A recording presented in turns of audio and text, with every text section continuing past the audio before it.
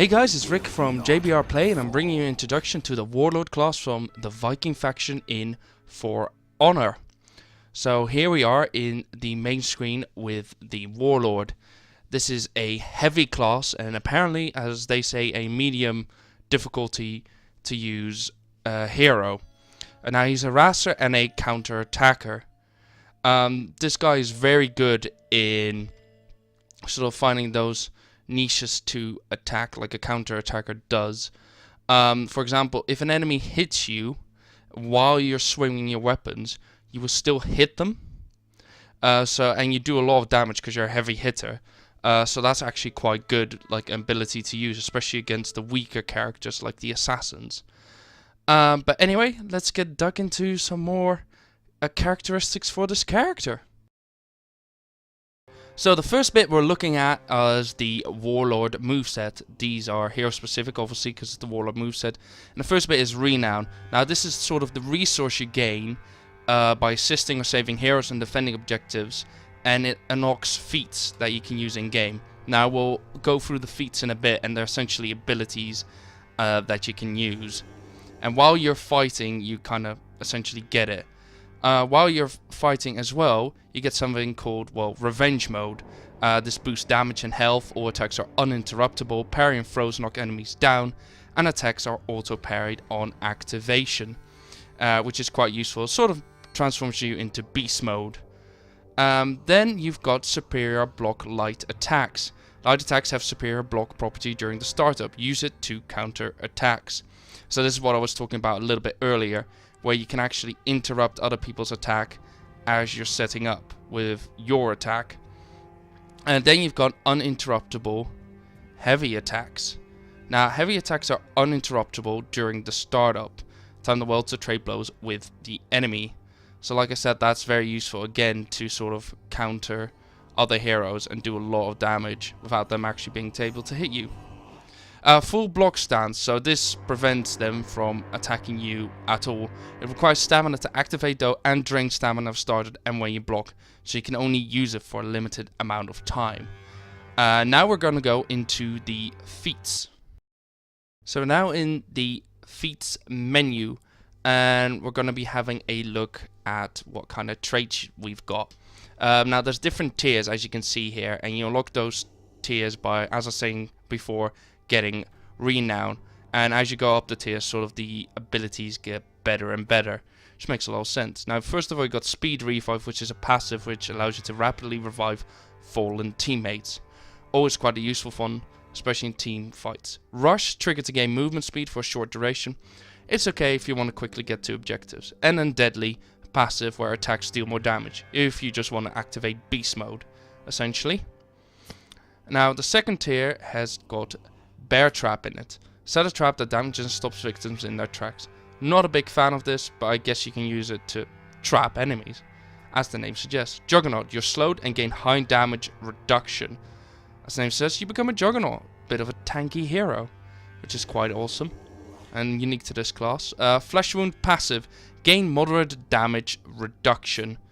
Again, quite a useful one for this kind of class where you're in the fight. Now Fury, raise sprint speed slightly and attack and defense greatly. Again, something nice for this. Punch Through passive, deal damage on blocked attacks.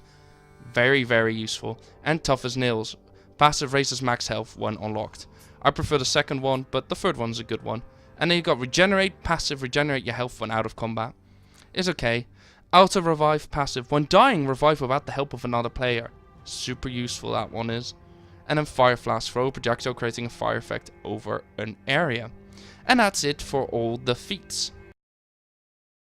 So now we are on the loadout screen looking at appearance. And first of all, we're going to look at outfits.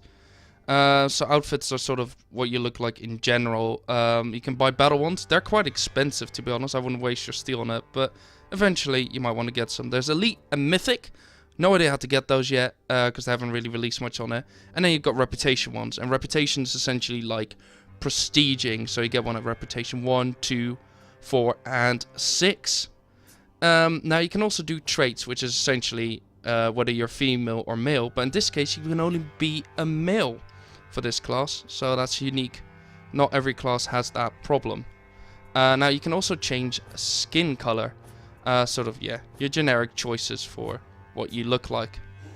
Now for your head, you can choose what kind of paint jobs you have on your helmets. You can choose engravings, and you can choose what kind of symbol you want on there. Or you unlock most of them through just leveling up. Now you got ornaments. Ornaments on top of your head. I don't like these guys as ornaments. I don't think they're very good. But some of them are pretty cool on some of the classes. Then you can choose material, and as you can see, it changes your general materials that you've used and the color for those. And then you can also change your general color scheme, as you can see here. Now for attacker and defenders, there are always set colors, but yeah, in general, if you're playing free for all, you can choose. Now this is some more different bits and bobs you can customize and how they look like when you actually apply them. And that's it for the appearances. Now next to the customization of weapons and armor. So here we are on the loadout screen for the Warlord, and you can see I've got some gear here. Mainly the helmets, arms and chest. Just a quick look at the helmet. As you can see here, it provides debuff resistance, revenge mode duration, and exhaustion recovery. So those all provide certain stats that can help you play the game in your kind of play style.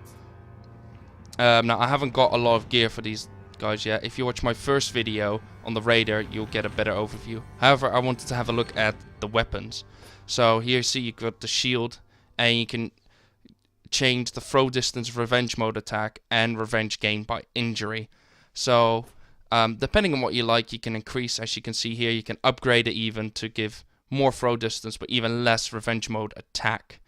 They cost dismantling stuff, so as you can see there, you could dismantle it and steal as for the upgrades, and then you can increase the stats on it, and you can play how you want. Like this reduces attack, so I haven't equipped it because I want my attack to be really high, so if I get a hit in, it does a lot of damage rather than stamina cost reduction. And looking at the hilt, it's got feat cooldown reduction, revenge mode defense, and revenge gain by defense. And it's kind of up to you how you want to play it and what suits your playstyle. And that's it for the gear customization. The final thing we're going to look at before some gameplay are the executions. So the executions are really cool. As you can see here, hit, scissor, flop, chop their head off. Really awesome and brutal as all the other executions. Now you got shield, bash, uppercut. You headbutt them and wham. Pretty damn cool. And then next up is the attitude adjuster. Got some attitude, throw them over your back and stab them in the gut. That will do the job. Now we're going to have a look at some of the emotes. Shotgun. It's just like, bring it bro, come on, time to fight. Why me? As always, there's one depressing one, like, why is this happening? And then headbanger. Really weird one, he headbutts his own shield. But I guess that's what Vikings do. And then you've got the combat ones, well done. Not sure how that applies with putting your sword over your shield, but anyway. Sup. That's just like, bring it bro, putting my sword out to you, bring it. And then there's ready, sort of Darth Mauling your blade around. Now, for some gameplay. Now it is time to see the Warlord in action. So, some of these rounds I beat them, but I didn't quite like as much. So we're starting off at round 3. And you're going to see why the Warlord is one of my favorite classes to play as. As you can see, he's a beast in tanking. And you'll see, as he tries to attack, you can actually interrupt people with that. And it's just a really good hero. It's strong, and he can block like no other. He's got a lot of health naturally anyway as well. And as you see here, coming, bam, like he does a charge up, and I do it as well, but my attacks just hit so heavily. And there you can see one of the executions, the shield bash one. It's just super epic and awesome. Now there's one more round I wanted to show you to kind of show you the final execution and just how awesome the Warlord actually is. He's definitely my favorite Viking class by far. So here we go, always the bit of the run up and standoff and block, because that's what the Warlord does. He's just very good at it. And then smack, does a lot of damage as well. And even if he takes damage, if he's in his wind up, he still goes through with his attack. And as you can see, they just cleave him half. Shield bash. Boom.